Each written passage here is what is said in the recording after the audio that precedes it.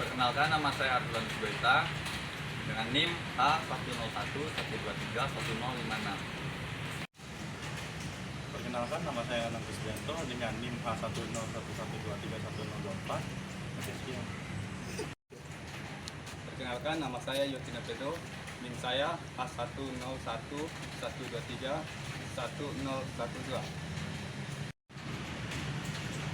Perkenalkan, nama saya Isri Akbar dengan NIM H101112314. Nama saya Budi Nafal dengan NIM H10112311054.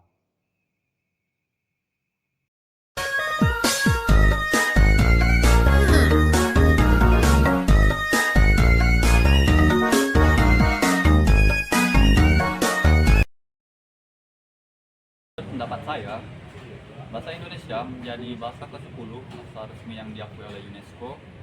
Tentunya saya sangat bangga karena bahasa Indonesia bisa dikenal oleh dunia luas dan juga menjadi landasan untuk bahasa Indonesia bisa mendorong orang-orang luar untuk mempelajari bahasa Indonesia dan mendalami bahasa Indonesia, karena bahasa Indonesia itu menurut saya sangat mudah dipahami. Apalagi seperti yang kita tahu, di negara tetangga kita, Malaysia, bahasa Indonesia itu di kaum anak-anak muda milenialnya fasih berbahasa Indonesia dibandingkan berbahasa Malaysia. Nah, itu juga mungkin menurut saya menjadi salah satu faktor pendorong di mana UNESCO mengangkat bahasa Indonesia menjadi bahasa ke-10 yang sangat resmi dan telah diakui.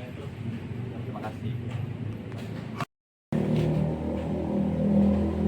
Menurut pendapat saya, sebagai mahasiswa tentang bahasa Indonesia menjadi bahasa resmi ke-10 UNESCO. Yang pertama tuh saya bangga menjadi rakyat Indonesia, yang dimana di Indonesia terdapat banyak suku, budaya, ras, ada istiadat dan agama.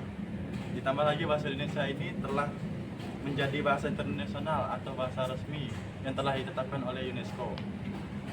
Dan saya juga berharap negara-negara lain juga bisa menerima bahasa Indonesia ini menjadi bahasa resmi ke-10 UNESCO.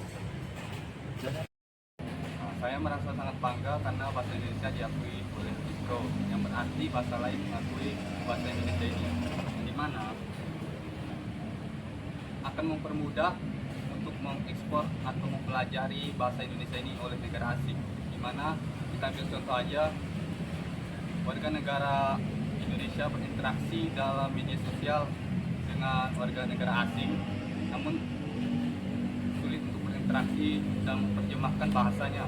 Namun jika warga negara asing ini sudah mempelajari dan mengekspor bahasa Indonesia, mudah memahami maksudnya.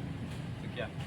Dengan diakuinya bahasa Indonesia sebagai bahasa 10 resmi yang diakui oleh UNESCO, menurut saya pribadi, bahasa Indonesia akan lebih dipelajari oleh orang luar. Dengan itu kita lebih mudah untuk berpartisipasi dalam kegiatan-kegiatan yang akan diadakan di luar negeri tentunya. Sebagai contoh, jika bahasa Indonesia diakui oleh dunia luar, maka orang luar akan lebih mempelajari bahasa Indonesia itu sendiri. Dengan itu kita akan lebih mudah berkomunikasi di luar dan mudah untuk maju dalam bidang-bidang tertentu, buat kemajuan dalam bidang sektor ekonomi misalnya. Kita akan memudahkan kerjasama dengan bangsa lain yang akan memajukan bangsa Indonesia sendiri. Oke, kali ini saya akan menambahkan ya, karena Indonesia itu termasuk dalam 10 bangsa terbesar di dunia, ini juga merupakan pengakuan bahwa Indonesia memiliki kontribusi besar dalam menjaga dan melestarikan bahasa di dunia. Dan banyak sekali negara-negara yang sudah mengikuti atau juga mempelajari bahasa Indonesia ini. Ya, oke. Sebelum saya melakukan penutupan, kali ini saya akan melihatkan 3 fakta unik tentang bahasa Indonesia. 3 fakta menarik soal bahasa Indonesia yang mungkin kita sendiri belum tahu. Yang pertama, dalam sebuah penelitian, bahasa Indonesia masuk peringkat ke-10 sebagai bahasa yang paling sulit dikenali lewat rekaman audio di dunia. Tidak seperti bahasa lain, rupanya bahasa Indonesia masuk peringkat ke-10 sebagai bahasa yang sulit dikenali di dunia. Hal yang menyebabkannya adalah logat bahasa Indonesia yang lurus dan terkesan tanpa irama dalam pengucapannya. Yang kedua, bahasa Indonesia adalah bahasa yang paling banyak digunakan ke-9 di dunia. Hal ini membuat berbagai negara mulai membuka jurusan yang mempelajari secara khusus bahasa Indonesia. Bahkan bahasa Indonesia menjadi bahasa keseharian di Timur Leste dan terkenal di Australia. Hal ini membuat bahasa Indonesia mulai banyak dipelajari di berbagai belahan di dunia. Bahkan di negara Mesir terdapat pusat pembelajaran khusus bahasa Indonesia.